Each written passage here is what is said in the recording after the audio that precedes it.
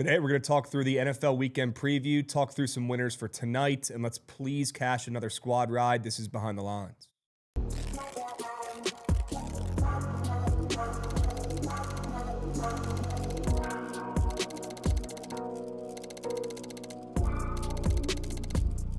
A kid in full hockey fit pulls up and sits right in front of you, and you can't see a thing. This might be more of a me guy move than just bringing your glove to a game. At least your glove is not right in the people behind you's face. I'm not trying to grow my bones anymore. My bones are grown, bro. I don't need to drink milk. I'm not a baby. You know who drinks milk? Babies and children. I don't put milk in my coffee. I drink black coffee like a grown-up.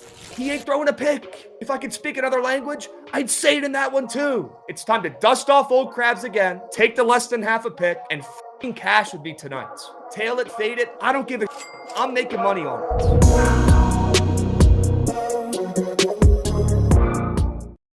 What's going on, chat? Happy BTL Friday, episode 829 piece. As always, hold the fry, joined by your two hosts, Krabs and Jovan, presented by Bookit Sports. If you are not using Bookit Sports every single day, like old Krabs, like Jovan, like Goots, like the rest of the Bookit Squads, what are you doing? Okay, make a change today for the better and start using Bookit every day in your daily repertoire if you're betting on sports. If you're betting on sports, if you're watching the show every day and you're not using Bookit, what are you doing? Download it right now. Hurry up, go, go, go. Whether you've got an iPhone or for some reason have an Android, they do have it on your App Store or Google Play. So go check it out right now. Download that puppy and use it this weekend. Use it to track your bet in Oklahoma, Alabama tonight. Break the seal. All right, rip the Band-Aid off. Get involved. W Pickett, W Chat, W Goots, W Jovan, WBTL. Jovan. Legacies from your guy under center last night from Missouri State. We might not have gotten a win. Okay, but at least you hit your prize pick square, Mr. Bowl Games. Yeah. Sure. Insane splooge in the fourth quarter. Literally threw for 200 in the fourth quarter. I'm going to just start calling you Mr. Bowl. Mr. Bowl. Okay, because you're 4-0-1 right now on bowl game plays. What do you have in this Western Michigan Kennesaw State game? Yeah, probably pending cake because I have the Kennesaw running back. Okay. He's probably cake. But, I mean, it's such a bad game right now that they honestly still might run it because they're down that much in the second half. But we'll see. Yep. Well, you were due for a stinker, right? And you've done pretty good so far. So excited to hear what you've got for the two games later on today. I think I already saw your play in Memphis. Excited to talk about this Memphis game, which starts up right after BTL. So W timing, you guys got football all day today. Fire. Huge. Sade Whiteman getting involved in a 5-unit subway. Let's go, Sade. Go. Let's go, Sade. And how about the legitimate game of the year last night? I know we joke about the game of the year, slate of the year every weekend. But last night was actually the game of the year between the Rams and the Seahawks. Like, legitimately the game of the year. Incredible. Incredible. That might have been better than the Ravens and the Bills game to start the season. That game's not even top 20. Well, Goots. I think terrible game. Some might argue that maybe that's the best game of the year. No one wanted to watch that. Yeah, we got a hype train moving to groove, and we got Kyle B getting involved with a 70-stream streak. 70-piece. A 70-piece? Those don't grow on trees, folks. W Kyle B, we appreciate you, Beast. W Will Frank getting involved as well with a 38-month sub bang. W Will Frank. He says, let's fucking go, boys. Let's have a day. Let's have a BTL Friday. All right, let's have a great day today. Cannot wait to go over the NFL slate this weekend. And I cannot wait to go over the winners for tonight. Let's stay hot. WDJ Fitz coming in with a 75-stream streak as well. WDJ Fitz. And as always, W Sade Whiteman. We be fucking cash. Cash. W Squad ride last night. The Seahawks were free. Never in doubt. Never in doubt. Not for a second. Nope. Not for a singular second. Let's go Seattle. Let's go Mike McDonald. Let's go Sam Darnold. Wow. Thanks, Trent. What a game. Shout out Trent for tweeting the game was over halfway through it. Really appreciate that one. Squad rides are hot right now. No other way to sugarcoat it. Squad rides are piping hot. 14-4. Sure. In the month of December. That's pretty good. That's pretty good, huh? I'd say it's pretty good. 14-4. That means out of the 18 plays, again, I'm no mathematician, I'm no doctor, but out of the 18 plays we've locked in, 14 of those plays have hit. Let's keep moving. Let's keep grooving. Let's keep doing what we've been doing. And let's keep fucking cashing. Okay? Dubs. All right, let's recap the Sharp report from yesterday and see how we did overall, because it certainly was not my best day, and neither was Jovan. But you know what? We hit the plays that mattered most up here on the board, Jovan. We hit the Seahawks for the squad rides. Great call, chat. Great call, chat. And then you hit your Jacob Clark square for the bowl game last night. So if there were 2 plays that we're going to hit, it'd probably be those 2 that we picked first. And W Pacers play as well, Jovan. That was just a great wager. Great wager. That was great. Yeah. I could complain that the Mavs and Jeremy Grant both hit in regulation before going over in overtime, but I won't. That was catch it. That is cat meat. Cat meat, some might call it. Those games. I mean, that was, I don't know if you just watched the Kennesaw State field goal, but they can't even do the field goals right. I mean, they just shanked the field goal. They just shanked a 30-yard field goal. It wasn't even close. That is just. Kennesaw State trying to get some momentum before going into halftime here, down 34-0. Kick a little easy peasy field goal here, legitimately a 30-yarder. And he can't even do that right. Yeah, if you thought the Xbox Bowl in the first half was worst game of the year last night, this one this might be worse. That was actually a 20-yard field goal. Worse. I mean, there's not wind in sight. That was a 20-yard field goal. He was lined up right down the middle, and he still pulled it. And he fell over after he kicked it, too. I mean, Kennesaw State, goodness gracious. Talk about lights being too bright for the Owls. Lights are officially too bright. What do you say at halftime? For the Owls. Yeah, like, what do you do? What do you even do? There's not much to say, I feel like, at this point. I feel like you stay positive. You say, listen, guys, we got to this point. We're still a good ball team. We had a great year, but go out there, have some fun in the second half. You never want to hear your coach say have some fun, because that's typically when he's given up, right? Yeah. You're probably going to hear the word fun in that locker room, which is never good. It's literally never good if you hear that in the locker room. No. The word fun, if it comes up, you're screwed. No. Yeah, that means everybody's given up. They just want you to go out there and have a good time, which is probably going to be their goal in the second half, down 34-0. This Western Michigan team is good, by the way. They are the best team in the MAC. And that is it Brock Lowry? The QB name, I believe? He's him. Brock Lowry's really good. He's like watching Taysom Hill, but he actually does stuff. Very cool. Very cool. Western Michigan having a heck of a year this season. All right, let's keep moving. Let's keep grooving. We've got the king of the board to recap as well. Let's see how we did overall on the king of the boards.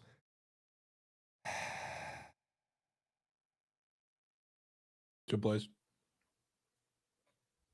Shit plays. Shit plays. Man, I'm pretty blown for a couple reasons. Number one, I lost the king of the board play on Stafford there. Number two, I benched Stafford in my fantasy championship last night, and I did not sleep great. I was pretty much thinking about it all night. Had nightmares about it. Had nightmares about him dropping 31 fantasy points, and then I woke up and it was actually true. Wait, you were in the championship? I'm in a championship in my dynasty league. Oh. And I benched Matthew Stafford for Caleb Williams. Oh. Thinking Matthew Stafford was not going to go out there and really do much. Against Seattle, he wasn't going to throw 2 touchdowns. Was going to have his worst game of the season. I mean, not that I disagreed with you, but in the championship, I feel like you got to die on that sword with your guy, Krabs. I mean, we literally talked about this yesterday at this table. I didn't know it was your championship. I thought you were in right like here. The first round like a normal person. Well, it could be a wash. Caleb could go nutty. Caleb could go nuts, but it's going to be pretty tough to drop a 31 piece. Yeah. Those don't grow on trees. He's getting 31, but I think you can get pretty close. 27. I also 25. have my guy Charbonnet on my bench. Josh Sharp. That one I'm not, as beat up about because, I mean, I got better options in their start at running back. But, I mean, if I could go back in time, I certainly would have put those 2 gents in my starting lineup. Matthew Stafford going to win MVP this year. What am I doing taking him out? I literally have a ticket. I have a plus 3,200 ticket with Matthew Stafford's name on it to win MVP, and I'm out here benching him in the championship. Getting too cute. And then Charbonnet's out here dropping 18 points, the superior running back. Kenneth Walker had, 1 big play. Great, congratulations. Want to talk a trophy, Kenneth? It sucks. He sucks. And Charbonnet is better. Way more blue collar, way more heart, way more grit, way more touchdowns. That's for sure. Charbonnet had a day last night. Had a couple catches as well. Great call on his catch square. Jovan, that was free. Yeah, that was Free. That was Yep. freest demon of year. Great call. Great call. All right. W recaps. Chat, how we doing? Happy Friday. We got Rand Dope getting involved with the stream streak. We've got Turner Mac getting involved with the stream streak. Kyle B as well. Appreciate all you goats getting involved. Not a V8 Friday. It is a peppermint cold brew Friday, though, because we got a lot to talk about today, a lot to cover. It is a peppermint cold brew type of day, not a V8 in sight. Which could been start your day like that, man. Could have been the problem last night. Maybe the limited V8 in my bloodstream at this point, since I've been down here for 2 weeks. I've not got my V8 fix yet. That could have something to do with me benching Matthew Stafford. Need to get more vegetables in me. Yep. That could have. That could have. All right, we got Pax Picks getting involved with a 2 sub bang. Let's go, Pax Picks. 2 subbies for the peeps. Let's go, Pax. Atta boy. Appreciate you, Beast. You're him. All right. Awesome. Q Lampers and Royal Presley, you guys just got blessed up. W's. Rams still going to win the Super Bowl? Yep. I think I told, pretty sure it was Goots last night. I said, this is probably good for the Rams Super Bowl chances, and they might have to face this team again down the stretch. Who knows? Who knows? For their chances. Yeah, I feel like that does improve their chances, the Rams. No, it improves their chances of winning in the first round, I guess. But they'd get a bye anyway. It's just now you got to go on the road, most likely, to what? Seattle or Chicago to get there. Yeah, it's not going to be easy. Still think the Rams are one of the better teams in the NFL, though. I do. Yeah. I do. All right. D Wade says, yeah, it doesn't improve their chances. Okay, yeah, I know mathematically or on paper or schedule-wise, sure, I know it doesn't actually improve their chances, but in my brain, chat, a team that loses a game like this, you get that loss out of the way. That way, next time you play them in the playoffs, you win. It's hard to beat a team twice, hard to beat a team 3 times. Get that loss out of the way and move on to the playoffs. That's what they're about to do. Okay? Baker had Drake plus 9.5 and the Mavs team total under 116.5. I alternated 2 y'all's picks, and they both hit by half. Wow. Let's go, Baker. Jeez. Great move. Smart. I wish I did that too. It's a great Rams two-piece. are going to blast whoever the NFC South winner is. But that's compared to playing not a game at all. Yep. How about them Buccos? Let's go, Rav. W Rav. Hang the banner. We got the Pirates making trades out here in the Big 2-5. How about it? Trading for your guy, I think, right, Jovan? Isn't it Brandon Lowe? Yeah. I don't know how they got Lowe, Montgomery, and Mangum, but I could really only care about Lowe. Sad to see him go, but Montgomery and Mangum are terrible. Yeah. So I can leave with them. I don't know, like from the trade returns now, it doesn't seem like they got very much back, which makes me think that there's something else coming. Maybe it's probably not Ketel Marte, even though I'd bust for that, but it's something. They got stuff from the Astros. They got Jacob Melton, I'm pretty sure. Yeah. They got 2 pieces that are not exactly making me think they're done. The Rays said, how can we make this as difficult as possible to win games in the Big 2-6? That's what they said. And they're executing trades to a T perfectly. Pretty much. Perfectly. Trying to catch up. I don't know how they do it. I really don't. I don't know how the Rays do it. I don't know how they win games doing shit like this. But I'm sure it'll end up working out great for the Rays, like trades typically do. So, or at least more often than not. I'll reserve judgment until the next couple dominoes fall, because I know I can certainly tell from the way this looks that this is not the end. Okay. Shit ain't working, man. All right. We got Pax Picks dropping a 3-stream streak. He says he lost his fat 60-stream streak. Good to be back, though. That's okay, Pax Picks. We appreciate you getting involved once again. We appreciate you, Beast. W Pax Picks. Okay? Awesome. Let's hop in. Let's get to the Sharp Report for today. We can start going over some winners for you guys, and then we can get to the NFL weekend preview as well. So stick around. It's going to be a long show today. Let's lock in. Let's start out with some winners on the gridiron. Jovan, back in an old friend, CJ Bailey, fading your guy, Brendan Lewis, an old enemy of mine, and fading Memphis, a team that has no swagger, no aura, no mojo. As Austin Powers would say, this team is dead as a doorknob, respectfully. They are. This team, I mean, let's be real here. In the Big 2-5, a team that loses their coach, a team that loses 3 games in a row at the end of the season, these kids couldn't give 2 shits about this game. These kids care about where they're playing next year. They care about, are they going with Coach Silverfield? Are they staying here? Are they going somewhere else? They're taking calls. They're making calls to their agent. They are worried about next season. These Memphis Tigers, Jovan, today, this afternoon, in this 1:30 p.m. Central game, they couldn't give 2 shits about this game against CJ Bailey and the Wolfpack. Now, you can make the same argument for the Wolfpack. What do they have to get up for? Well, they still have their coach. They still have their QB, who's looking to transfer somewhere else next year, and I'm sure he's looking to put a pretty good game on tape. They are without Hollywood Smothers in this game. The line only moved back a point after the Hollywood Smothers news, and I'm sure there's a couple other sneak guys opting out on both sides of the sideline for both these teams in this afternoon game in the Gasparilla Bowl. But I'll tell you what, Jovan, seeing NC State open up -4.5 against everybody's favorite, mid-major darling from only a couple weeks ago. I know they fell off. I know they could have been in the playoffs. They're not in the playoffs right now. But what does this team have to get up for at this point? Coach left, lost 3 games in a row. I want to fade Memphis, and I'll lean into NC State here, laying 3.5. A number of people typically don't like laying. Looks like a pretty good play for Memphis here to stop the bleeding, end the season on the high notes. After a couple losses, you're getting a field goal. You're getting a hook. Looks like bait to me. I'll go ahead and lay it with CJ Bailey and the Wolfpack. Could be a shit play, Krabs. Could be a really Could shit be play. a shit play, or could be the freest play of all time, and then you won't say anything about it. So, Well, I'll say anything about it. I'll give you your due. you've been silent as a church mouse with this Memphis team over the last month. I'll say it. Silent. No, I gave you your props when you faded them against Navy. I fully gave you your props. Navy might have killed Memphis. I think they're probably it was Tulane. They were dead before that. They were already bleeding out. Yeah, they were bleeding out. But Okay. Yeah, this Memphis team, I just don't see them coming back to life, man. If you disagree, don't disagree. would love to hear it, but I just think they're toast.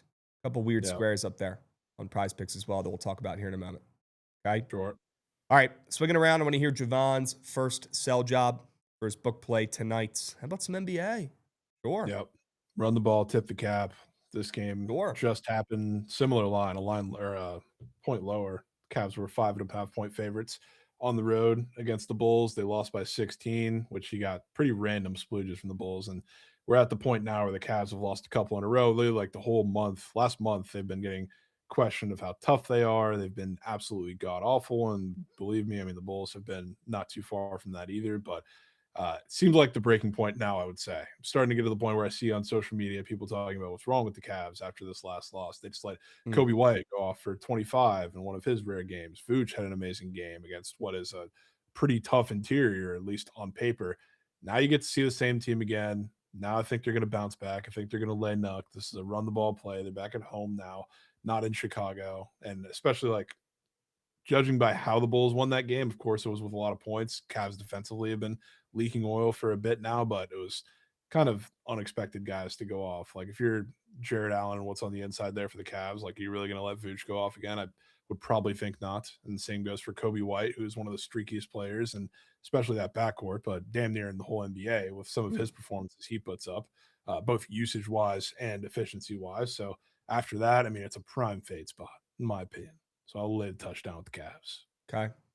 Back in the Cavs, coming off a couple losses. Lost 3 of their last 4. Fading the Bulls, coming off of 2 wins in their last 3.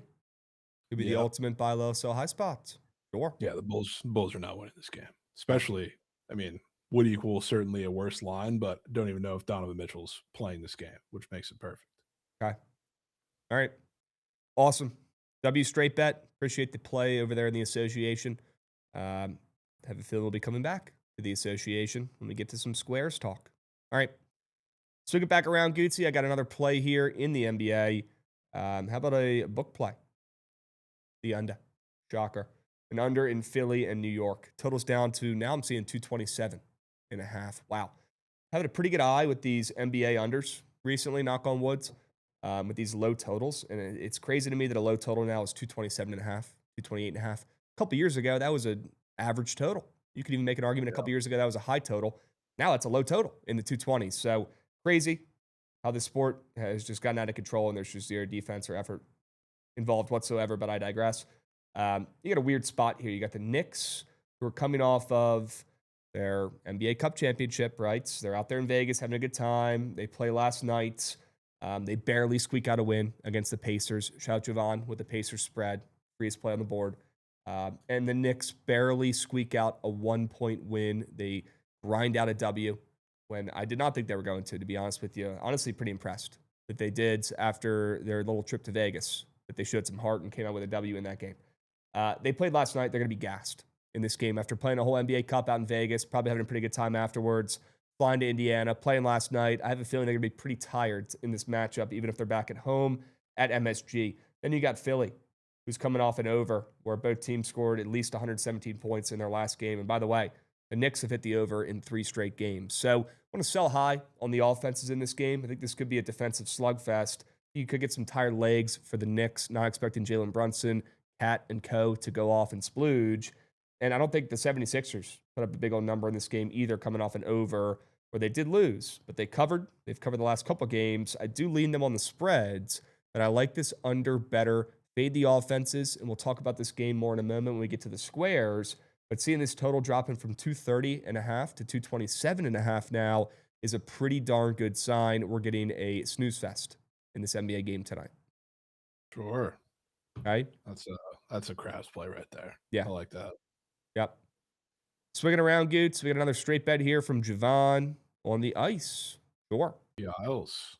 You know I love my New York road trips, Krabs. Yep. And the Canucks are not only, coming probably as far as you can come from that side of the country, but they've won the first 2. They're one of the rare teams or one of the rare trips where you get all 3 of them, where you're New York, New Jersey. They just beat the Rangers and the Devils in their place, and they did it in such a Canucks way. They didn't cross 20 SOGs in either of those games. They had 31 SOGs combined in those 2 games. It was 2-1 and 3-0. Absolute just defensive slugfest games where they obviously didn't win it with their offense. And now you get an Isles team that nobody really talking about all that much. They've been playing good hockey as of late. They've slipped up like the last week with a couple, I guess, iffy losses that were pretty unlucky. But overall, like the past month, they've been playing really well. Now this is the first half of a back-to-back because they're going to Boston tomorrow for the Canucks. So, like, this is a hell of an East Coast or Northeast road trip for them. I think this is the perfect spot for them to break down a little bit defensively, especially coming off of how dominant they looked on the defensive side of the puck in those first 2 games against the Devils and the Rangers. Obviously, like a shutout makes me want to fade that coming off of that. But not to mention, after those 2 games, there's only 1 square up in the category, Krabs, in the goals allowed category for it. It's a 2.5 goals allowed goblin. I saw that. Thatcher Demko. Weird. Yeah, this is the perfect spot for it. I think the Isles hop all over them, buying a little low because, the line did move against them. But after what's happened the last couple games, I would pretty much fully expect that. Take care of business in that dog piss arena. Okay. All right. Back in the Islanders, at home on the ML. I'm in. Good sign that square is up as well in the goals allowed category. Yeah. All right. Got one more straight bet for you guys. Save the best for last here. Give me the Sooners. Boomer Sooners. Give me this team. No way they beat them twice, right? No shot. No shot they beat Bama twice. Jovan, I'm coming around to your take about Ty Simpson. Might not be the best quarterback in college football. The line did flip as well, which is a pretty good sign. Last night I saw that line flipped, which I thought was weird timing, right? Bama's getting all their guys ruled in. Their running backs playing. They got a guy on defense playing back from injury. And we're seeing this line now flip back to Oklahoma being a favorite. Weird timing. And I'll take my chances here with the Sooners. And I think they do have a QB advantage. It might not look like it on paper. It might not look like it if you check the Heisman odds to close out the season. But I do think John Mateer can outplay Ty Simpson. John Mateer's had some extra time to recover from his injury. He pretty much played the whole second half of the season, pretty hurt. So after damn near a month off, Jovan, I feel like we'll see John Mateer's best out there in this game, like we saw to start the season when he was dynamite and pretty much lights out. I think we see a better performance from him in this contest. And I know the first go-around was a nail-biter, 23-21. The game did squeak under. Now we're seeing the total in this game down to 40.5. I thought about taking the under. It does kind of feel like a Trent under, though. Might just be too easy of an SEC under. So instead, I'll pivot. I'll take Oklahoma here to get a big-time win and beat Bama for the second time this season and finish the season strong and win their 5th game in a row. I feel like Oklahoma is the least talked about team in this college football playoffs. Everybody's writing them off. Everybody's saying they can't beat Bama twice. Everybody's saying their QB stinks. They're making fun of Venables for his weird chirps during the season as well. And I think Venables goes out there and gets his biggest win of his career as a head coach. Give me the Sooners. They get it done tonight against Bama. Shout out the Sooners, Salmon's here. All we need is Trent's playing the game. Well, yeah. All we need. Let's hope he's on Bama. We'll see. Who knows? It's funny. He's He's probably probably in this waiting. game. I feel like He's he probably thinks waiting Mateer for is this Moose conversation. Knuck, so right? I feel like he thinks Mateer is bad. Yeah, but after he tried to whale Bama in the conference championship, he probably also thinks Ty Simpson's bad. Yeah, that's a good point. That's a Watch good the point. coin toss, chat. He might just take the SEC under. It could be. Mm. That would be the most Trent play all time. Is Trent doing the coin toss? Wow. Right after this. We got a coin toss right after this, folks. I believe it's live Yes. as well. We've got a live coin toss chat. Drop some W's in the chat right now. Hurry up, go, go, go. We've got a live coin toss right after this. So don't go anywhere. After BTL, stick around. We've got a live coin toss on the Bookit Sports YouTube. Okay, if you're watching on Twitch, you will have to migrate over to the Bookit Sports YouTube to watch the coin toss live. Go check it out. 1 p.m. Central. Okay? Dubs. Yeah, I'm very excited to see what Trent is on in that game. I'll be tuned in to the coin toss on my way to the airport. Okay? Huge. Dubs. Some coin leans. Longest halftime of all time in the Myrtle Beach Bowl. Yeah, they might be really giving Kennesaw doing State an extra couple minutes here after what just happens. Make sure they're okay. Honestly, the refs might go and talk to them and ask if they want to play 3 quarters because this is just people are going to start getting hurt. They're going to start getting hurt. Start playing running clock. Just start playing running clock or maybe cut the quarters down to like, I don't know, 10 minutes or something. We've seen that before, actually, which is kind of sad. So, Dubs. All right, let's keep moving here. I want to hear Jovan's last sell job on his last straight bet. How about some college basketball? Sure. Yeah, let's get FAU involved. Sure. I didn't know which way I wanted to take St. Mary's in this game, but this is probably my preferred method, so I went with that. Okay. FAU, even though one of the games was non-D1, it was against St. Leo. Shout out St. Pete for that. But scored back-to-back 100-point games, and they've been really good over the past handful of games. The only times they've gone under this is back-to-back games against your guys, George Mason, and then the Bonnies. But other than that, they've soared over this number in non-conference for the most part. And coming off a game against a shit Albany team, albeit, but a game where they hit 16 threes, and now you have a St. Mary's team where like FAU is weird because they don't have the size to compete with St. Mary's, of course. And St. Mary's is a good defensive team, not as good as some of the ones we've known over the past couple of years, but they're overly reliant on like their 2 guards, like creating off the dribble and getting to the rim, which if you want to try and do that against St. Mary's consistently, I mean, have fun. Again, they've had much better defensive teams, I think, than this one the past couple of years, but they're still really good at limiting teams that do that. So like between that and the fact that I don't think they're going to be able to get many rebounds in this game because they don't have the size advantage in the paint, feels like it's going to be a real slog for them to score in this one. Now, like total's kind of high. I think St. Mary's like offensively can kind of do what they want, but I didn't 100% want to trust them. I just wanted to lean on their defense. This feels like a game that's like 70 to 58, something like that. But Okay. I think their defense puts them in a box. Yep. I like the under in this game. Total's dropping. Right there with you. Back in the Gales defense. Show up tonight. Usually a pretty good spot to be in. Knock on wood. Okay. Totally.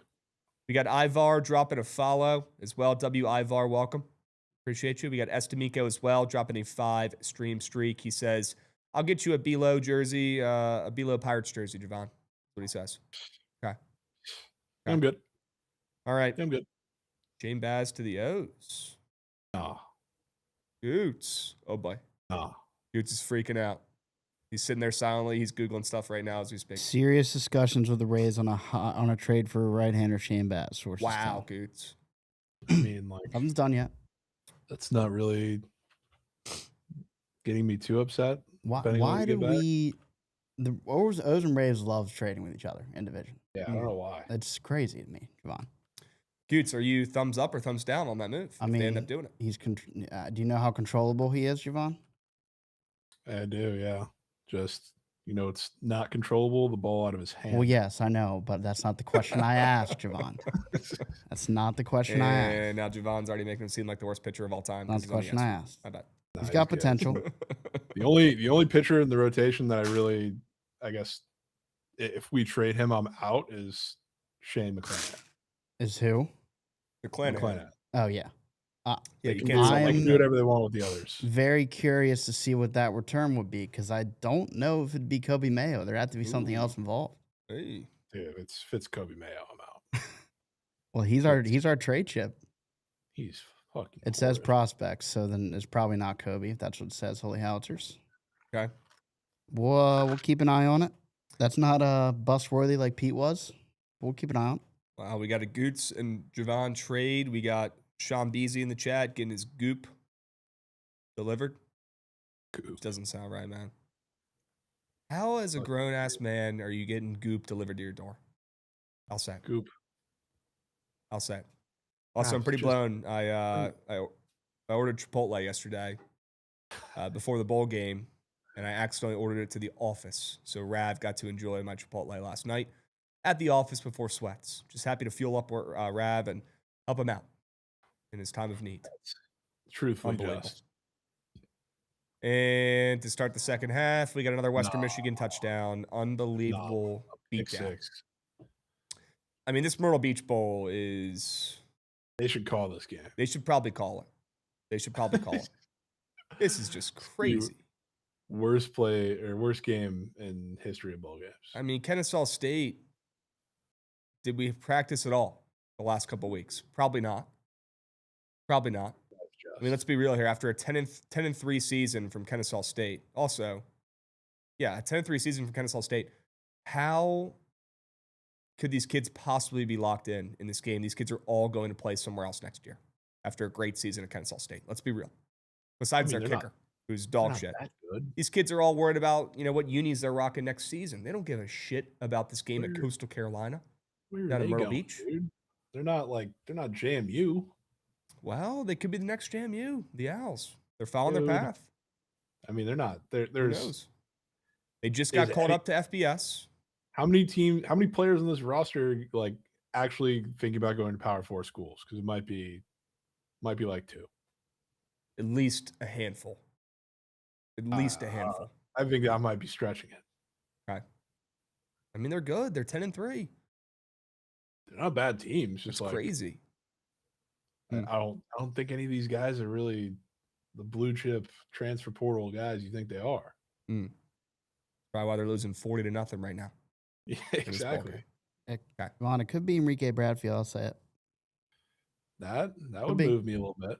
That would move me. Or Vance Honeycutt. That would also move me. Vance Honeycutt. What team is he on? North Carolina. He's on the Orioles. I remember where he came from North Carolina. Yeah. He's on the O's? Yeah, he was our first round pick last year. Yeah. He's dog meat. He batted like 150. Damn. Did not expect that. I thought he'd be good. That would move me. Okay. Awesome. Geek Goot, what's up, Beast? Good to see you holding it down. Yeah, Kennesaw State just won their conference. Impressive. Krabs, thoughts on Archie Manning taking a pay cut to help Texas pursue a ship? Well, Rito, he's making plenty of money from the Viore commercials and all this other bullshit. So, I mean, yeah, he's taking a pay cut. I'm sure he's still making millions and millions of dollars. So, good for him. He's doing what he should do. His last name is Manning. He's probably not strapped for cash. So, he probably should be trying to help his team win. He's doing the bare minimum, to be honest with you. That's exactly what he should be doing. He's also he's not taking a pay cut. He's taking a pay cut in his literal salary from the school. And they just, anytime anybody says that it's, somebody's taking a pay cut in NIL, it just means the school is paying them less. The sponsors and donors that are not paying him, quote unquote, it's coming from the school. The boosters. They're upping their amounts. The boosters will hand him some cash. Not the school? Yeah. Okay. All right. Awesome. W straight bets as well. Chip bowl game. W potential trade between the Rays and the O's. And W sharp report straight bets. Let's get to the squares. Let's get to the squares. Let's talk about them. Did Kennesaw bring back alum Big Kitch to play QB? Where is Big Kitch, man? Dude, big. Where catch, is man. Kitch? During the holiday season, I always like to reminisce on, this past year, the past, the future as well a little bit. And I've been thinking about this the last couple of weeks. I was thinking about this during Thanksgiving. Where's Big Kitch? Where'd he go? Where's Big Kitch? Big Kitch, if you're out there, if you need some help, let us know, man. Let us know. Big Kitch, you were once at the forefront of this community. He was once the backbone of this community. And then he dropped off the face of the earth. Hashtag where's Big Kitch? Where'd he go? Where'd he go? Bitch. Where is Kitch? Where is Caleb Muse? Where is he? Mahoney, I don't know if we can answer that one. Brendan Lewis running one in today. That's a Jovan question, Jay Gumby. Find Big Kitch. Where is he? I hope he's okay. Gosh, he used to bring a smile to my face every day on the Surge stream. Unbelievable. Unbelievable. I'm going to make it my goal in 2026 to try to get some of these old goats who used to come on the Surge stream back on the Surge stream. First guy I'm targeting, going for the big fish here. I'm going for Big Kitch. I'm going to hunt down Big Kitch. I'm going to find him. I'm going to get him back on the Surge stream. Yep. Not going Wiley first overall. No, I'm not going to waste my time on that kid. Okay. All right. Soft. Yeah, where's Lembong? Lembong might have gotten canceled. He might have gotten canceled. All right. Let's move on to some squares. Enough yapping about Big Kitch. Let's talk about some squares as we get a 20 stream streak coming in from Cam Van Dam. W Cam, we appreciate you, Beast. Where's B Camp? Where's my goat B Camp at, man? Gosh. So many goats. We used to literally do it all for Lembong. People forget that. All right. Brendan Lewis, Jovan, I'm sorry, this is a spite bet. I'm taking Brendan Lewis, less than 1.5 passing touchdowns. Spite bet. Spite bet. It's not just a spite bet. I like the under in this game. I like NC State, just like I liked both those passing touchdown squares yesterday. That both lost, by the way. Just two horrendous squares. Watching Jalen Rayner throw 2 passing touchdowns in the first half and then getting notice on my phone that Matthew Stafford's throwing 2 touchdowns in the first half was a different type of moose shit. I'll be honest. It was. But that also means we're very due to hit one of these passing touchdown squares as we get a 5-unit sub whale coming in from Aries 18. Let's go, Aries. Yeah. Oh. Let's go, Aries. Appreciate you, Beast. You're him. Yeah, I am making Jovan lock in this less than on his goat, and I want to see a slip. I want to see a screenshot. It's already locked in on the PrizePicks app. You can see that. But how'd you feel locking that puppy in? Yeah, I mean, it's at some point it's just. It truly is just. You feel like you were locking in cake? Yeah, frankly, yeah. Well, at least you're honest. And Goots is splurging. Vaughn, that's a wonderful trade for you. Wow. Slater DeBron, Caden Bodine. Oh my God. And Michael Ferret. And there it is, folks. I love Slater DeBron, man. Those are 2 guys we just drafted. DeBron and Bodine, if you would have told me those 2 by themselves, I would have been splurging. That is just. You'd think the O's wouldn't want to give up the house for a pitcher who one of the teams in their division already knows very well. And all the teams in the division know very well because they faced him a lot. You'd think they wouldn't go all out and give up all their prospects for a guy like that. But well, I'm not as mad about Bodine because we have 8 million catchers in our system. Yeah. But I like Slater. He's just really young. And I'm fine giving up Ferret. It's just Slater that I'm upset about. What? Too much young talent giving up? I mean, maybe a little bit. Okay. Maybe a little bit. He loves his young talent. I know Goots loves his young talent. He does. He does. You think they gave up a little too much? Maybe a little bit. Okay. Maybe a little bit. Well, but hey, at least you got a starter, man. As a team that refuses to address a rotation at plenty of times, I'm okay with a little bit of overpay. Yeah, you have to. Yeah. And Rito, you're probably right. Sometimes Michael you gotta Elias overpay. is watching me right now. Yep. Sometimes you have to overpay a hair to get a guy who's game ready right now. Okay, and if that means throwing in an extra prospect, throwing in a guy you just drafted, it is what it is. You got to make moves. least they're doing something, right? Just like Big Bat's doing something in the chat right now. He's dropping subbies. Let's go, Big Bat. Big Atta Bat. boy. Big Bat. Him. You're him. Awesome. And a competitive round pick as well is involved. I don't really know what that means. Yeah, it's a competitive bounce pick. Okay. Those are the only picks you can trade. Yeah. End of the first. Yeah. Okay. All right. Well, yeah, hey, at least they're doing something, Goots. It'll be interesting to see Mr. Shane Baz in orange. Cool. Oh, that'll be interesting. Yes, it will. Yes, it will. All right. Brennan Lewis, less than 1.5 passing touchdowns in a game I like the under in, and a game I like NC State in. Yeah, I'm thinking Brennan Lewis is less than on a pretty green chart here. Probably his last game of his college career. Probably his last game of his career, unless he's going up to Canada, right? Yeah. Okay. Wouldn't have it any other way. And then Paul George, Jovan, he's coming off of 7 threes in his last game. He's coming off of probably his best game of the season, probably his best game in years, if we're being real here, for Mr. Paul George. Well, Jovan, love the under in this game. Paul George, he's not splooging back-to-back. He's probably more worried and focused about his podcast he's about to drop than he is about his performance tonight after he just splooged. So we'll go ahead and fade Paul George, who, by the way, is minus 130 to the under after he just splooged for 7 threes in his last game. People are thinking Paul George heating up. I don't think so. I think he's washed. I think his head is in the gutter. And I will fade Mr. Paul George after a legacy performance. Good job, Paul. Podcast B. Yep. Couple subbies coming in here, Jovan. We got Crutch Bets getting involved. Let's go. Let's go. That'll be Crutch Bets. You're him, bro. 36 months. Whoa. Sure. Hype train, moving and grooving, level 3. Appreciate you guys getting the hype train going on a BTL Friday. And again, if you join late, don't forget, we got the coin toss starting right after this at 1 p.m. Central. W coin toss. Cannot wait to hear Trent's wails for the weekend. Cannot wait. Need those like Ma. I legitimately cannot wait. We got another subby coming in from Easy Puck. What's up, Ethan? Oi. W. Ethan Zaretsky. Is that how you say it? I know you don't like going by Easy Puck anymore. W. Ethan Zaretsky. We appreciate you, Beast. W. Ethan. Okay. Awesome. Appreciate the subby. Let's move. Jovan, you got a couple squares for the peeps? I do.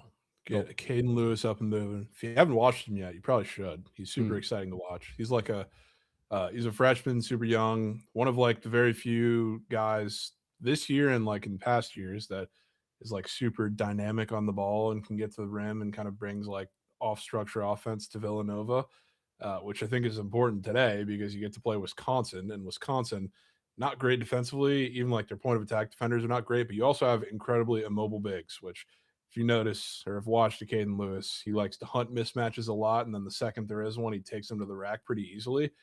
Wisconsin's got, I don't want to say size, but just Wisconsin bigs for the most part, which are, they're always big, but not huge. And then they can't move incredibly well on their feet. They can't guard on the ball. So I can guarantee you the second they're in the half court, he's going to hunt that and take it to the rim quite a few times. So this is like the perfect game for him, especially in a higher total game. So taking his points, then had to get slightly cute. Didn't have to, but wanted to. Okay. Jeremy rush yards. Talked about this with Shaheed yesterday, and shout out him for that random 30-yard run that came after Trent tweeted the game was over. Insane. Bama ran for -3 yards in the SEC championship against Georgia. The matchup is pretty much the same now. You can almost argue that this is a better rush defense, and I think by the numbers, technically it is. Better rush defense that they're going to face and a better secondary by the numbers too in Oklahoma. So like overall, you got to figure out a way to get the run game going. And I don't know if that's going to come from Daniel Hill and Jam Miller. Jam Miller's back. He was injured, but I don't think much changes there. He's been pretty ineffective all season, and so is the offensive line that's blocking for him. They do tend to give these runs and these jet sweeps to their playmakers, though. Some of the ones in the last couple of weeks, I think he had one of these in the Auburn game, but a lot of them have gone to Latir Brooks. Some of them have gone to Ryan Williams. Ryan Williams sucks. Latir Brooks it's a little different because you can kind of see it coming when they put him in motion, and it's very obvious. If I'm Ryan Grubb, and from what I've seen from him so far this year, we've seen him in tougher matchups. I think it was the Georgia game where he threw a screen pass to offensive tackle, and he's done that a couple times this year. He's going to get really cute in this game, which I ultimately think is going to be their demise. But for this, like, you got to run the ball some way. This is your best playmaker in space right now, and it's probably the best player on the field on offense, period. They're going to do this, and I can already see it happening because otherwise they're going to run for -3 yards again. I think you're going to see this pretty early. Okay. Just an absurd square. Yeah. It really is. Jeremy Bernard, 2.5 rushing yard square. It reminds me of the CeeDee Lamb rushing yard squares when he actually used to run a couple years ago. Yeah. Okay. If you notice, I mean, you see squares like this up in the NFL pretty often, but like not much in college. No, you don't. It's like this is they're pretty particular about what they put out. Not to mention this is a playoff game, so this is a targeted attack up there for a reason. We got Ian 228488 getting involved with a resub here, Jovan, keeping the hype train aloof. He says, let's have a day squad. Oi. W Ian. Appreciate you, Beast. W hype train. We got 30 seconds left on the hype train. Who's keeping that puppy moving and grooving? We are also now just below 1,000 subbies. I would love to get back to 1,000 subbies before the end of BTL today. Looks like we need about 25 more subbies. Will we get to a rack before we head to break for Christmas? Would love to get that done. Who wants to step up during the holiday season? Who's in the giving mood? Anybody out there? Looks like Pax Pix is in the giving mood. He just splooged a 5-unit sub. Well, let's go Pax Pix. Attaboy. Let's go Pax. We appreciate you, Beast. W Pax. Drop a W Pax in the chats. Appreciate you, Pax Pix. You are goated, my man. W Subby. How about the Big Bat getting involved with a 5-unit sub? Well, he says, I want to get involved. He says, let's get us back to 1,000 subbies here on the channel. W's. Sean Beasy with a 5-unit sub well in the giving mood. Let's go, Sean Beasy. Attaboy. Appreciate you, Beast. Steve Whiteman dropping a 5-unit sub well. This might be quick. Wow. This might be quick. God. So many goats, man. So many goats. Sade Whiteman, Sean Beasy, Big Bat, Pax Pix. We appreciate you guys so much. Thank you for the 5-unit sub whales. Let's keep that hype train moving, and let's keep it grooving. It's great seeing all these people hyped about the Orioles. Wow. Yeah, could it be the Orioles trades? Getting the vibes up. Also, Jovan, we literally just traded you the pick that you traded us, so we picked Slater. Wow. Oh, let's go. Got it. That's because we picked Slater and the pick that you traded us to for Brian Baker. Yeah. Wow. Ooh. Entailing the sharp report, can't afford to give subs, Little Crancher said. Dude. Okay. I mean, it's been pretty good as of late, besides yesterday. We're 14-4 on squad rides in December, man. No way we're bitching. No way we're bitching. All right. Awesome. Let's get to some NFL weekend previews, huh? I think it's about that time. Goots, do me a favor. If you're around, my man, if you're local, run that shit. I'm trying to see Tyreek Hill.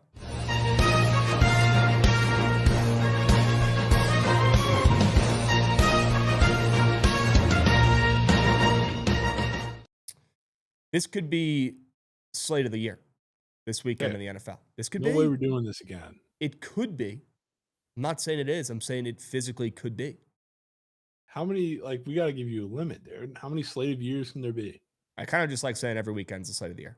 I know. Yeah. We got to put a limit on it. There has to be some ramifications here. I don't know if there has to be a limit. I think I could just kind of do it every week. Okay. Oh. Awesome. Let's get into the snooze fests. My favorite part of the NFL weekend preview. Talking about some snooze fests, talking about some unders. And I'm a big fan, Jovan, of this under in the Bills and the Browns game. Under 41.5 between the Bills and Josh Allen. Heading to Cleveland in a weird, sketchy matchup that I do think Cleveland covers. I do think Shador and Cleveland do cover this game. I think I was a week early back in Cleveland last week when they got their backs blown out in GTA. And the Bills are coming off a couple big wins as well. The Bills are coming off that crazy comeback win against the Pats where now everybody's saying, okay, the Bills are back, right? Big time, monumental win, some might call it, against the Patriots on the road in that game. Before that, they beat the Bengals, they beat the Steelers. They're looking pretty decent right now. They've won 4 of their last 5 games, Jovan.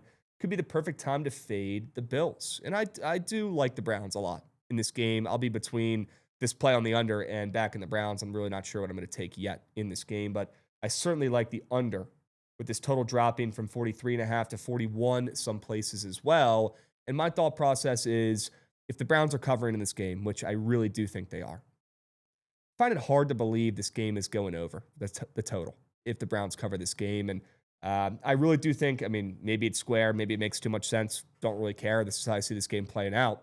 The Browns are going to cover this game with their defense. It's not going to be Shador going out there, going nuclear, throwing for 3 touchdown passes, and putting up a Matthew Stafford type of performance from last night. No. That's not how I see this happening. How I see this happening is Cleveland's defense clamping up. Myles Garrett getting in Josh Allen's grill a ton. You remember how the Texans beat Josh Allen and made them look terrible a couple weeks ago, Jovan? It was that D-line. After the Bills' O-line has been pretty good all season and held up and avoided a lot of sacks, Josh Allen got mucked up. I think he got sacked 8 times in that game. Well, Jovan, what is Myles Garrett and co. going to do in this game, and how are they going to impact this game in the trenches? Kind of like their chances to muck it up and give the Browns an edge in this one. And if they cover and potentially maybe pull off an upset here, this game has to go under the total. So there's some crazy prize pick squares up for the Bills in this game. There's a crazy Josh Allen passing touchdown square. There's a crazy Josh Allen rushing touchdown square, which I honestly don't even want to fade that one. I think he probably does run one in and struggles in the air in this game against cornerbacks like Denzel Ward's. And there's a crazy James Cook touchdown square as well. So I don't think he has a bunch of success on the ground after he scored 3 touchdowns last week. Give me the under in this game. Browns cover, and the game goes under the total in the weirdest game of the weekend that the people least expect. Sure. I'm in on that. I'll talk about the Browns in a bit. Cool. But I'll keep you in this Jets-Saints game. Probably worst game of the week. I think that's probably pretty easy to say. But the Jets just got absolutely knocked in what was a pretty horrific defensive performance. And the Saints have been looking really good the last 2 weeks. I tip cap. I think Tyler Shuck has been incredibly impressive. And they got 2 straight wins against the Bucs and Panthers, who are vying for the playoffs right now. So really good performances by them. And the one thing that Tyler Shuck has done incredibly well is take exactly what the defense gives him and take care of the ball for the most part. He had 1 pick, didn't have a turnover last week, but he had 1 pick against the Bucs. That was a tip that wasn't really his fault. But like other than that, he's been kind of nails in that area. And I think against a Jets defense that is going to give him a lot short and in the run game, even though they're going to be without like Devin Neal, I think Audric Estime is probably starting at running back today. Shout out Goods, or this week. This is going to be a low and slow game. I think there's going to be a lot of feet in this game. I think it's going to be a lot of everything in the short game. Realistically, like Trevor Lawrence did a lot exposing them through the air, like explosive pass wise. Tyler Shuck is not really going to do that. And I don't think the play calling is kind of built for him to do that. So I think he'll kind of nickel and dime their way down the field a lot in this one. And maybe they win, maybe they don't. It's kind of the king letdown spot for the Saints. But if they don't, kind of same script as the Browns, it's probably not going to be with the Jets offense in this one. And Brady Cook, it's going to be with a lot of round and pound football. Okay. Yep. Like this under. Another one, just like the one I kind of pitched, that makes a little bit of sense, but I do think this one goes under the total. I'm with you. I think Estime has a pretty good day as well. I'm with you. I might start him in one of my championships. Sorry, I think I'm in the semis in that league. League I have Kamara in, that I picked up Neal. Now Neal's done. I might have to start Estime. Don't have many options. Yeah. Right? Keep running the rock, tick, tick, tick. I mean, he's not going to have 4 touchdowns. So I still like this under, even if he goes off. All right. W unders, Jovan. Can we talk about, and we can power through these because these are no fun for me. Talk about some overs. Talk about some fun games for this weekend. I got one that I like. It's this Cowboys over. I feel like I take Cowboys overs every other week for this segment. It is what it is. It's hard not to, like Goots is saying. Yep, it's hard not to. And after the Cowboys have just been splooging overs their last couple weeks, I don't think it slows down this week. They're 10-4 to the over so far this season. I think they're going to be 11-4 after this game. I think they forced Justin Herbert and the Chargers to actually score some points for the first time in a couple weeks. They're coming off of 16 points in a nail-biting win, a slugfest against the Chiefs in their last game. Before that, they won 22-19 in a low-scoring game where the under hit against Philly.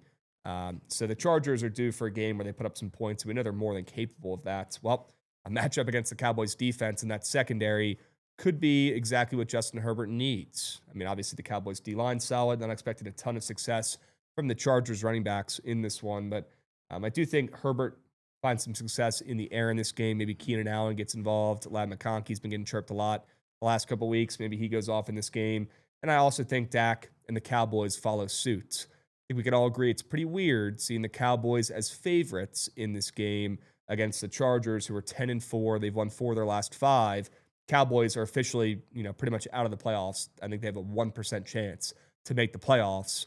They're pretty much dead, and they're coming off of 2 losses. Why are they favorites in this game? Well, if they win, if they cover, this game's got to go over the total. So go ahead and give me the over in this game between the Chargers and the Cowboys, over 49.5. I think this is the most fun, highest scoring game of the weekend. If it's square, really don't care. I think Herbert balls. I think Dak follows suit as well. Sure. I'm in on that. Probably Right. would have put that up there if you didn't have it, so I'll be right there with you. Okay.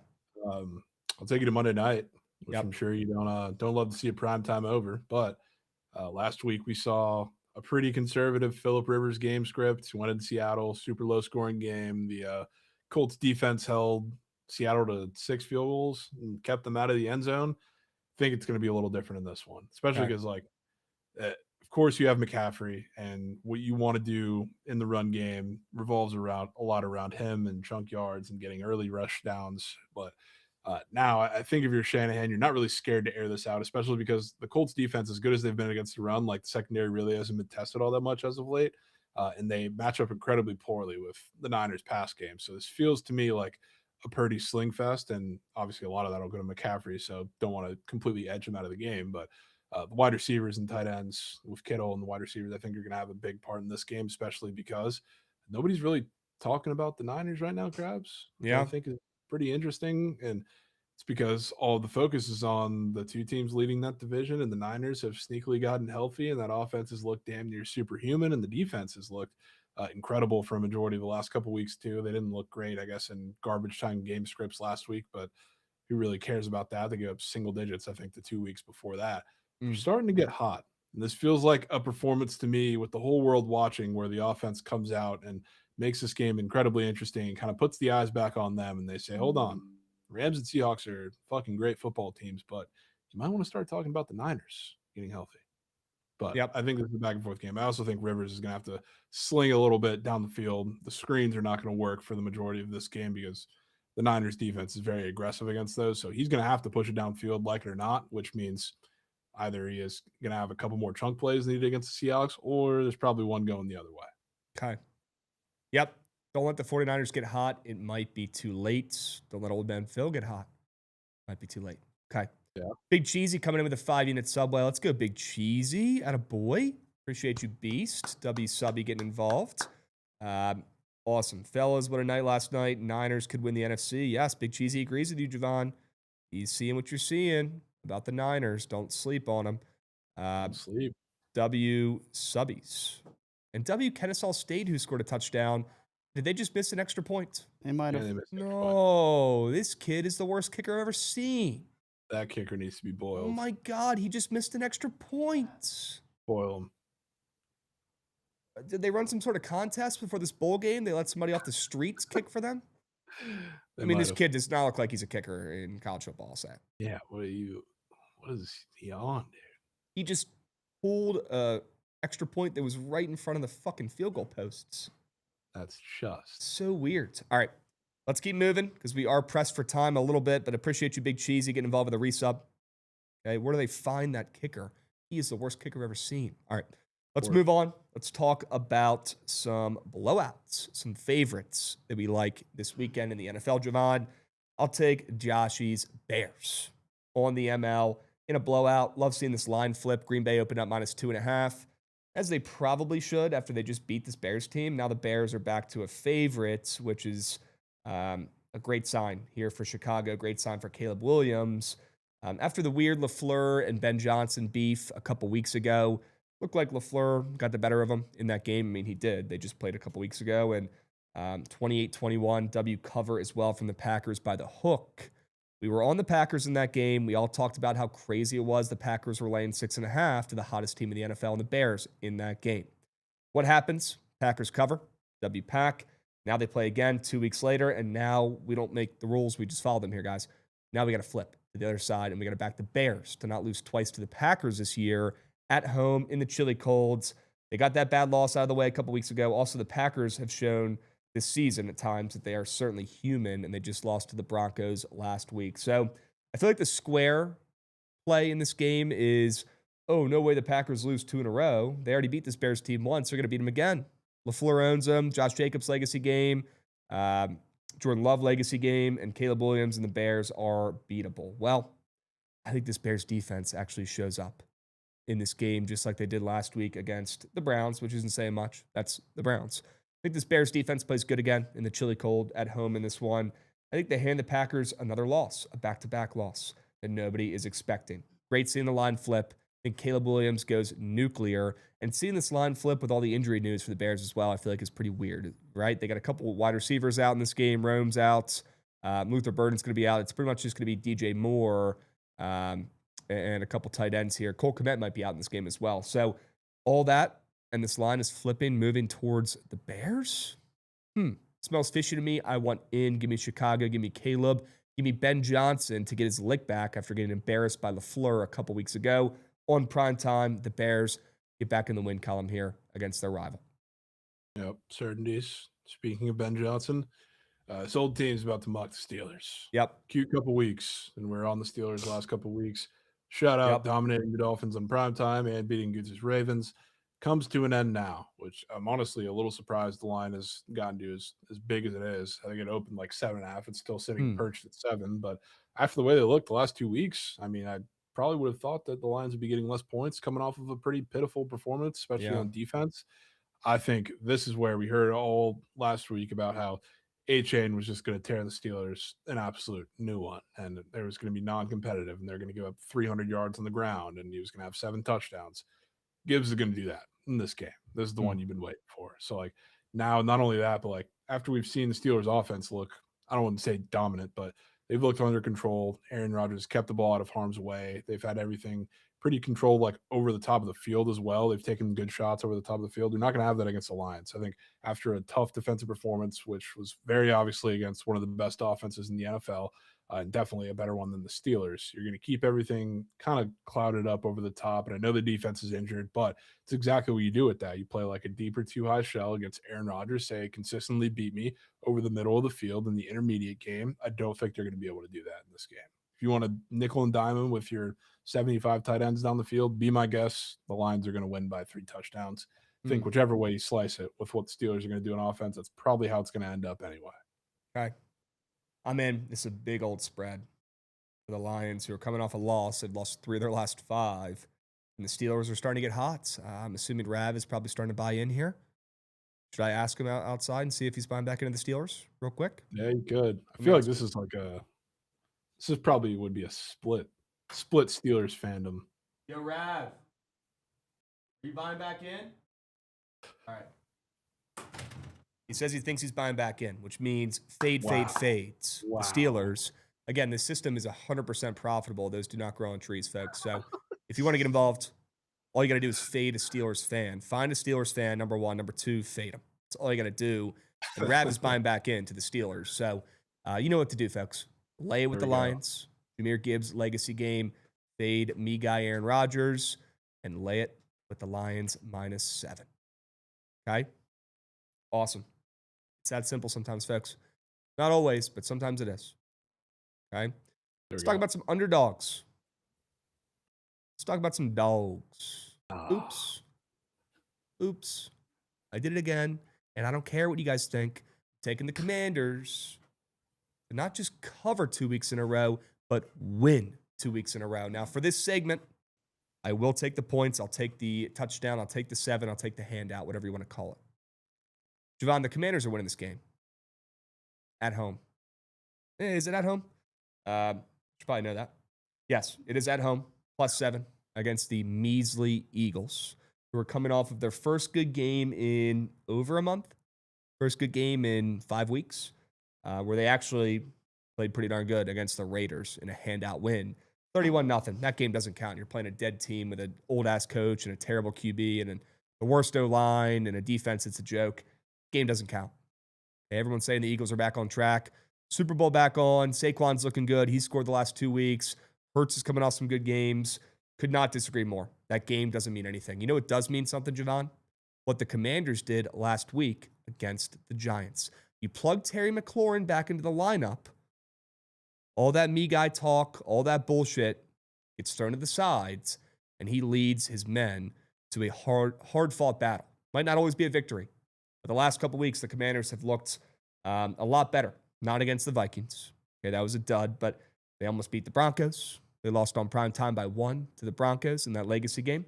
They beat the Giants last week. I was at that game. They showed immense amounts of heart for a team that's dead.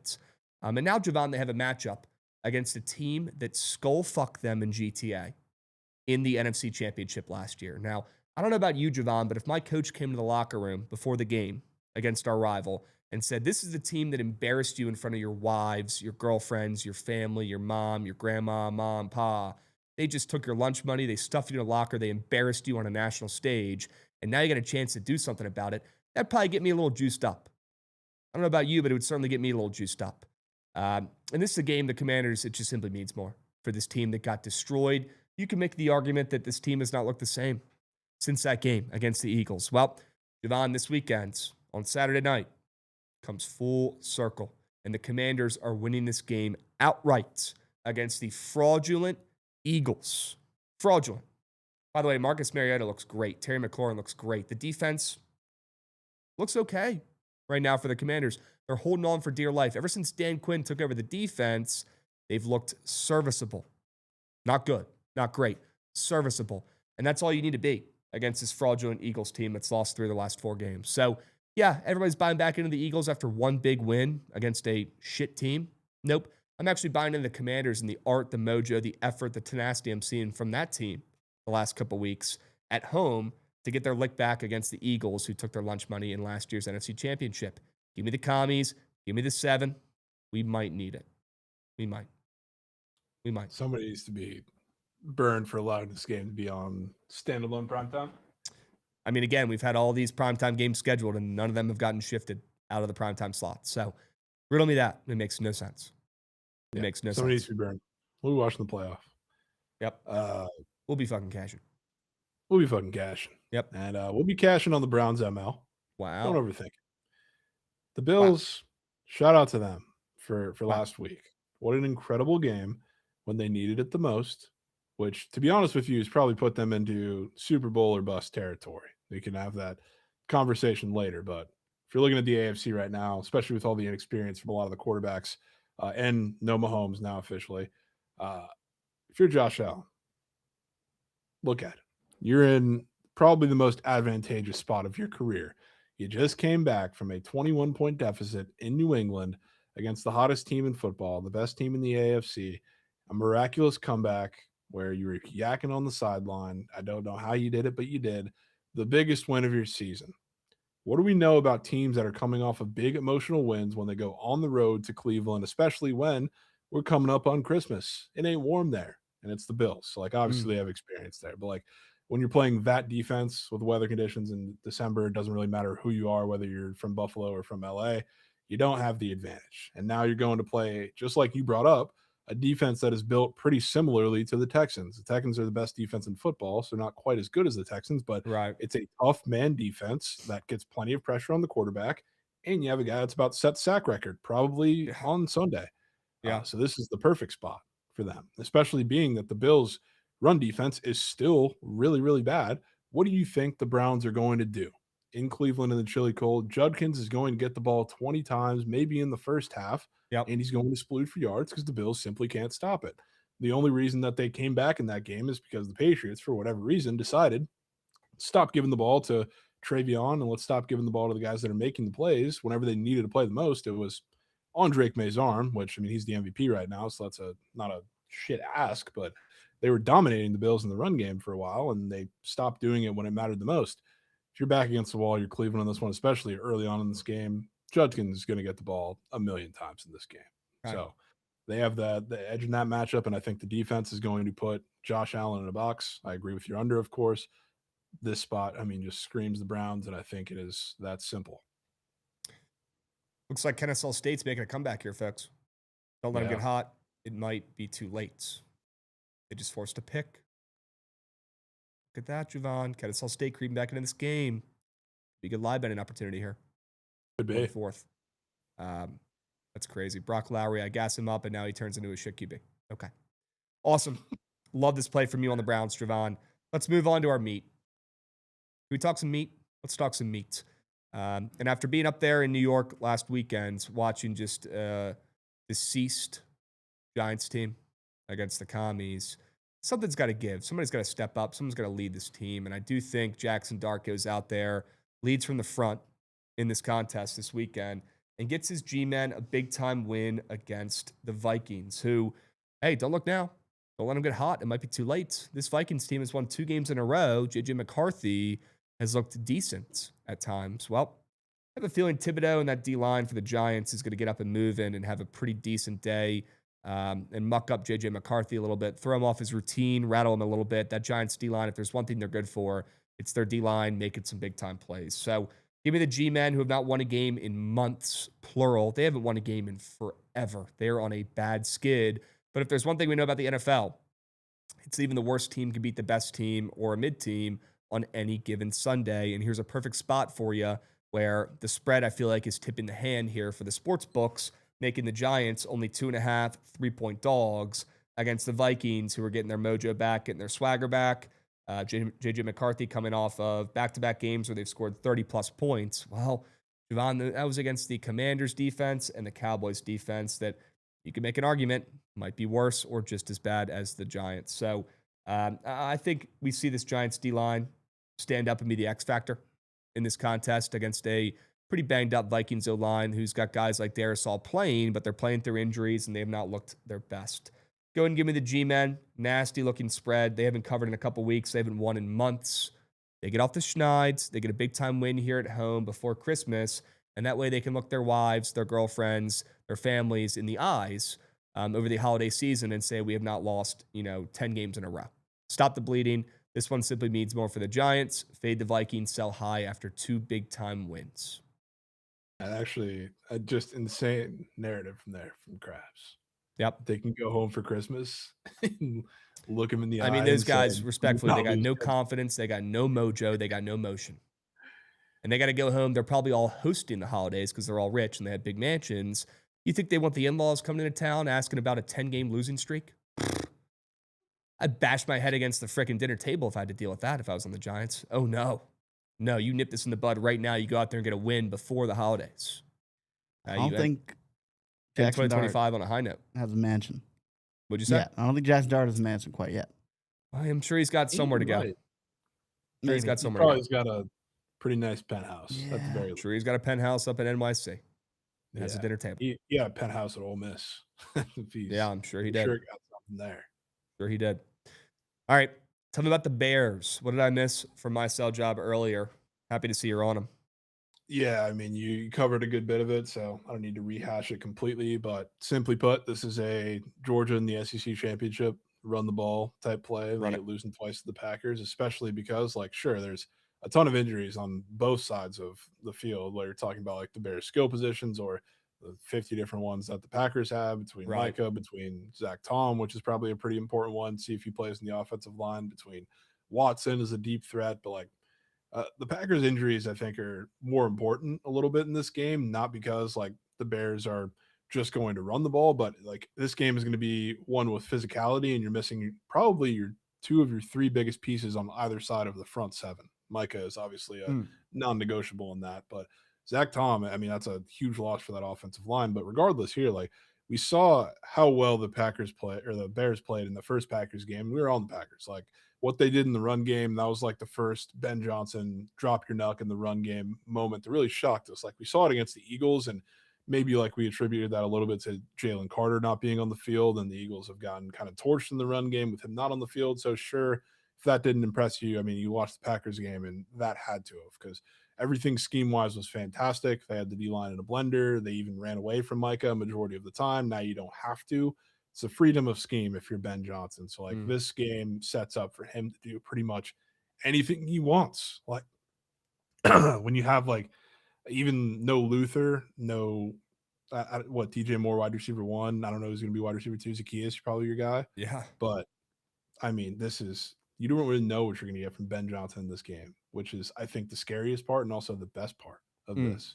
He's going to bring everything out of the bag of tricks. And frankly, he didn't go too deep in his bag in the first Packers game. It was just kind of his normal run schemes, normal pass schemes, and somehow they competed. They probably should have won that game. It wasn't for a little crucial mistake at the end. In fact, they just couldn't stop him in the run game, come down to it. They're going to be doing that this time. Okay. Okay. You Love got the life? Bears. What? Huh? What'd you say? Oh my God, he just had a rip. What? How did he spawn with 48 yards? What? Your running back? Yeah. Wow. What number do you have? I think I might need a yard. That's it? Okay. Okay. 1 You got yard. a 25-yard run, Holy Alex are saying. Wow. Okay. All right. Come on. 3rd and 9 now, so I can probably chalk that. Okay. Okay. Awesome. Well, hey, we got life. We got a pulse. All right. Let's keep moving here. W Cosmic Hope coming in, dropping a follow. He just got a yard, Holy Halitzers is saying. Wow. Okay. I don't know if I'm seeing that. All right.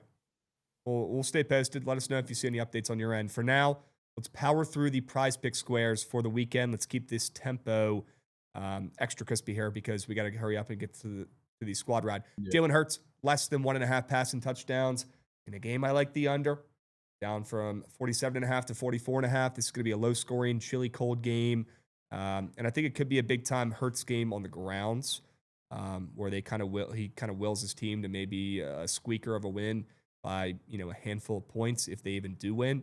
And I do think there's a better chance that Saquon grubs in this game. They feed him a ton. Him and Hurts on the grounds are what moves the rock for the Eagles. Not expecting Hurts to throw another 4 touchdown passes like he did in his last game for the first time in months.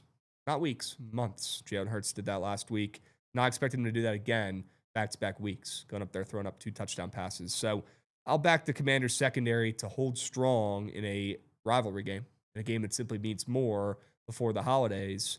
And you see Hurts struggle once again through the air, and you see them have to result in plenty of tush pushes, plenty of rushing attempts by both their QB and their star running back, who's starting to heat up as well down the stretch. I think you see more Saquon and more Hurts on the ground involved in this one. I will fade his passing touchdowns on prize picks, and then James Cook. After he had 3 rushing touchdowns, or 3 touchdowns, last week, Jovan. Mandatory fade. In a game we like the under, in a game we like the Browns. Has to be done. This looks like the easiest more than on the board, besides maybe Josh Allen, who has the same square. Both those aren't hitting. And Josh Allen's is certainly a little bit more red after he hasn't scored last week on the ground. James Cook is coming off a legacy performance. Now is the time to fade Mr. Cook. Take his less than half a rushing receiving touchdown. In the game, the Browns defense, their D-line, reigns supreme. Sure. Let's go. Okay. Let's hear about your 2 NFL squares of the weekend. Ooh. I'll keep it quick. T-Law, best game of his career, you could argue, last week in a game they put up damn near 50 points against the Jets. He's been really good against the 3 Nuck defenses he's faced the last couple weeks. Colts, I guess you could make an argument for being a little better, but that was a weird game, weird spot with Riley Leonard going down or Riley Leonard getting in the game after Daniel Jones went down, so the defense was on the field all game, but hasn't thrown a pick the last 3 weeks. He's been fantastic. They might have a tough time moving the ball against the Broncos, where they're 3.5-point dogs in Denver. So I feel like that T-Law mistake that he's avoided for 3 weeks is certainly coming in this one. You can make I like pretty much any T-Law fade in that game. Okay. And then Stephon Diggs didn't really get involved much against the Bills last week. Now you're in prime time. You probably won't say he's bitching because he's on his little good behavior tour right now in Patriots where he's talking about team ball. He's probably bitching. And now they're in prime time against the Ravens after a loss. Stephon Diggs loves his primetime games, whether against the Bills or not. I think the Bills, or not the Bills, the Ravens might be a little fake sharp in this one, especially with the Pats coming off of a loss. So I'm kind of neutral on what to expect there. But I do think that Drake May is going to have to attack that secondary through the air plenty. He's probably going to go through Diggs a lot. I think you see a lot of targets early in that game. Bang. I'm in. Yeah, sell jobs. Also, I got to tell Rav something really quick here. Incentives are fucking stupid. There's 3 weeks left. Don't worry about incentives. Rav, you're fading NC State today? That's a shit play, brother. Good luck. Had to get that out. Nah. Had to get that out. All right. No. Honorable mention, Jags plus 3.5 from me. But we got to pick up the tempo and the pace here. Jovan, are you ready to craft up a squad ride W for tonight? Yeah. Goots, run that shit. I'm trying to see that train.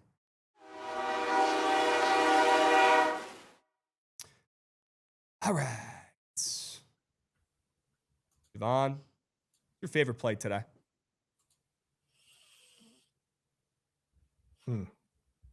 Might just be run the ball with the Cavs. Wow. Run the ball with the damn Cavs. Make sure they're still sitting at 6.5. They are. Sure. Okay. Yeah. Okay. We'll really go Cavs. Really like that under from you. I'll say it. The NBA under? Yeah. Okay. Looks like that one is back to 228.5 W's. Go ahead and lock that puppy in. I do think that play is hitting. What are your thoughts on Oklahoma? What are your thoughts on NC State's probably too early? So thoughts on Oklahoma? I like Oklahoma. Do we know Trent's play in that game? No, and you won't tell us. It's just we'll have to wait for the coin toss right after this. You know what I think we do? Pick Oklahoma now that we've taken it. I think we leave that game out. We put in your team total under. Make this the nastiest squad ride poll of all time. Would love that. Let's make it nasty. Let's get weird. That's what you got to do to keep a squad ride win streak like this alive. Knock on wood. I think we go 3 plays, 3 winners. Sure. We keep it simple. 3 plays, 3 winners, 5 minutes. 3 plays, 3 winners, 5 minutes. Hurry up, go, go, go. Get involved. Please. If you're asking yourselves, what the heck? Where's this poll at? I don't see it in the Twitch. Yep, that's because it is on X or Twitter, whatever you want to call it. The poll is live at Bookit BTL. Go check it out. You got 4 minutes left. Plenty of time to go lock in your votes for the squad ride poll. I'm heading over there right now as we speak to lock in my vote on the squad ride poll. Please do me a favor. Get involved. Get your votes in. Love all 3 of these options. Cavs -6.5. 76ers, Knicks under 228.5, and the team total under 65.5 for FAU against St. Mary's. 3 plays, 3 winners. Get involved. Hurry up. Go, go, go. Go, go, go. Would love to see an under in the NBA. Maybe come to the table here. Got a couple NBA options, though. Plenty of basketball for tonight's squad ride poll. Okay? Dubs. Appreciate you. One Shot Phenom as well, coming in with a resub. I don't know if that squeaked or not, but appreciate you, One Shot Phenom, getting involved, resubbing. Let's see where we're at right now. Oh, we are 3 subbies away from 1,000. We're at 997 subbies. Wow.